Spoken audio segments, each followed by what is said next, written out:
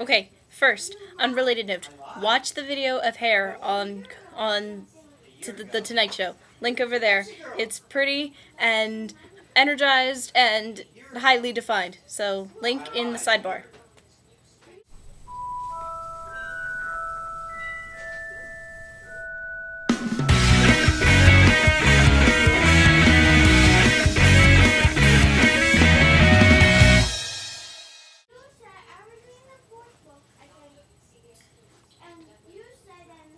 Okay, so I look a mess. I just got out of the shower, but I don't really care because Half-Blood Prince is coming out in 5 hours, 12 minutes, and 25 seconds, and I have a lot to do to get ready.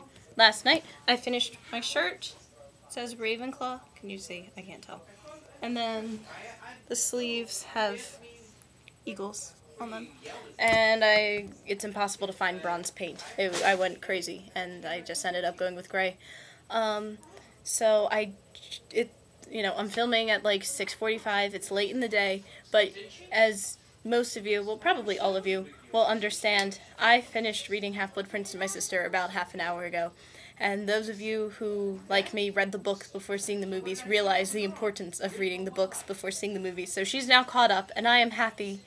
And she didn't like it because she said it was too sad. But I'm excited, and yay, happy. But I still have my driver's ed project to finish. Who gives a project in driver's ed? I don't know. My teacher, apparently.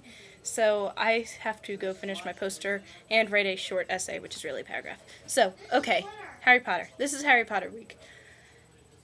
Harry Potter means a lot to me. Harry Potter was my life from first grade until 6th, 7th when I discovered Broadway, and it is still my life.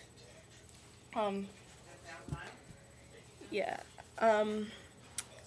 feel like I've gotten into this before. My kindergarten teacher recommended Sorcerer's Stone to my mom right after, at my graduation, my kindergarten graduation, such a proud moment.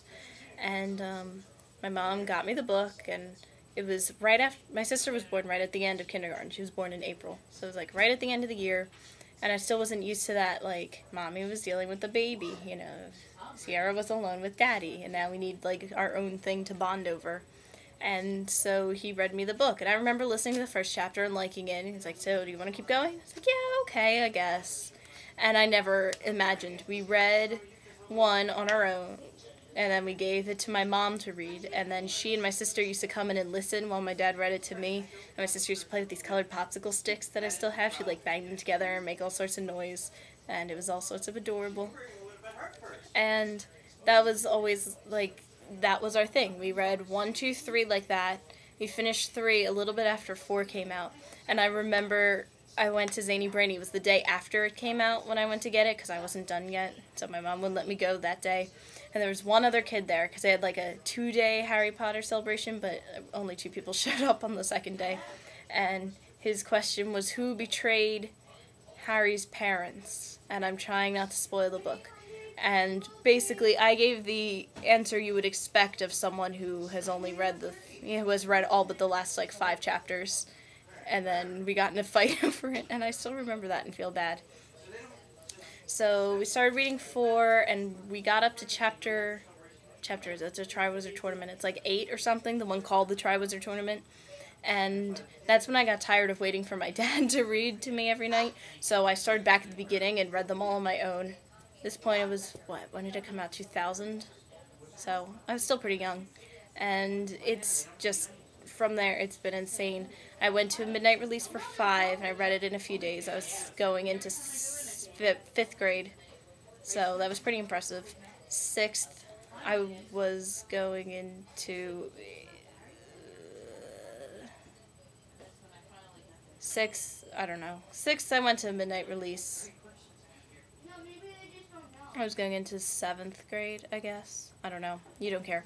And then 7th, I went to the midnight release. I worked it, so I got one of the first books. I was Span number 3, and then the person who won the Bertie Bott's Beans contest got book 1. So I got the 4th book in the store, and there was Hagrid in front of me, a guy dressed as Hagrid, and, we're all standing there during the countdown. I was like, don't die, please don't die. And he's like, I'll do my best. as like just some random guy. And then everyone started asking him to not die because that was like my biggest theory going into it. And it was kind of, sad. I burst into tears at 12:01. It was like the most magical moment of getting the book and like seeing it, and everyone in the store laughed at me, but I didn't care. And now, it's not the same that the books are out. The podcasts and everything aren't the same. The fandom's not the same, and it never will be. But it's still, the movies. The last movie's going to come out, spring, summer 2011. So it'll be right around the time I graduate from high school. Harry Potter has lasted me from my first year of public school through till my high school graduation. That's, I really have grown up with Harry. I really have, and it's just amazing, and that's why it makes me so happy, and I obsess over these books. I can name every single little detail in these books. I spend whole days in my PJs sitting here reading these books to my sister because I care about them so much, and they have done so much, and I sound like that 8-year-old who entered J.K. Rowling's What Harry Potter Means to Me contest. Except now my entry actually has something in it other than, I ran around pretending to play Quidditch in my Halloween costume. Yeah, it sounds lame. Yeah. So I listen to all the podcasts, Mugcast, Pottercast. Those are really the only two. Those are two big ones, of course, the two I listen to. I check the fan sites every day, follow them on Twitter. You're watching me record, and it's unnerving. When they were releasing information about Book 7, it was, like, odd how I had, like, a sixth sense, where every day I would say, I should go check MuggleNet, and then say, no, you know what, I'll wait a little bit. It's not like they, announced the title or anything, and then they announced the title that day. It's like, what? And then, oh, well, it's not like they're announcing, a release date, and then... So it's like, I'll just go out. I won't check the computer before I go to school. I'll just, it's not like they're announcing the release date. Second period, we're in the computer lab. Someone tells me, Harry Potter's coming out in July. It's like, no, it's not. That's a rumor, blah, blah, blah. They're like, it's on CNN. What? I flipped out, and yeah, could have checked it that morning. Then, I'll just wait an hour. I don't need to check now. They released the cover. I had, like, a sixth sense about all these things. One sec. My funniest HP story, I think, was that I read...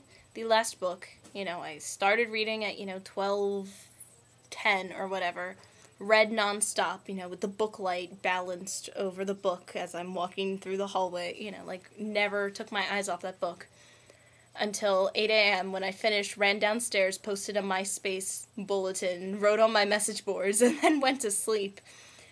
And I woke up, and I was thinking, what happened to, this character and that character? And I realized that, the whole time I'm reading it the first time, I have to, like, separate the pages. And I'd forgotten to do that by the time I got to the epilogue, and 2 pages had stuck together. So, to me, that is the symbolism that Harry Potter will never truly be over for any of us. Lame, but, yeah. Okay, so my sister's dying to show you her Hermione hair and the Hufflepuff shirt I made her. You have to come over here. And my pants. And your black pants. The shirt. Move your hair. Can't see. Patch. There's a badger. There's a patch that says I heart Cedric. And my hair. And your bushy hair. You're blending into the background, aren't you? And the lighting's bad. I don't have time to light things. I want to get there early and record all the crazy HP fans who've been in line all day. Thereby, stop, you're making me darker. Thereby getting in line early. This accomplishes 2 things. I can write about the crazy fans. 3 things, I say 2. My mom can go to work in the mall. I can interview the crazy fans. And I can get a good spot in line. Win-win-win situation. So I'm going to run and get my snitch, and I will show that to you. This is what happened to the snitch I showed you last week. It flies. Not really. I've caught the snitch! Okay. Lame. Kelly, I will see you tomorrow. I expect a full review report thing. Okay. Have fun at the movie, guys.